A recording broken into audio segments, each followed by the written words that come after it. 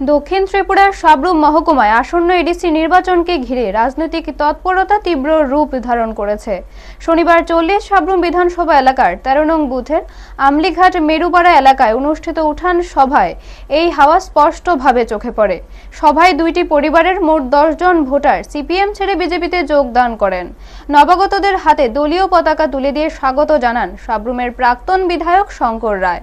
সভায় বক্তব্য রাখতে গিয়ে শঙ্কর রায় বলেন, একসময় ত্রিপুরার 20টি জনজাতি সংরক্ষিত আসনের বেশিরভাগই সিপিএম জয়ী হতো, কিন্তু বর্তমানে তাদের হাতে একটি আসনও নেই। তিনি দাবি করেন, জনজাতি সম্প্রদায়ের মানুষ বুঝতে পেরেছেন যে তাদের দীর্ঘদিনের পিছিয়ে পড়ার অন্যতম কারণ ছিল সিপিএমের মিথ্যে নীতি ও মিথ্যে রাজনীতি।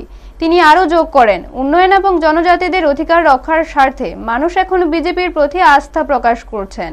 এই ধারা আগামী এডিসি নির্বাচনে প্রতিফলিত হবে বলে তিনি আশাবাদী। ব্যুরো রিপোর্ট, নিউজ তৎকাল 24। পুরা রাজ্যে 60টা বিধানসভার আসন, এর মধ্যে 20টা আসন হলো এসটি।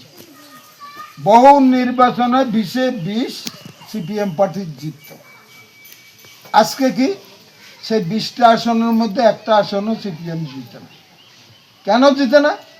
আজকে জনজাতিরা বুঝতে পারছে, এই রাজ্যের জনজাতিদের যদি কেউ সর্বনাশ করে থাকে, সেই সর্বনাশের নায়কের নাম হলো সিপিএম পার্টি।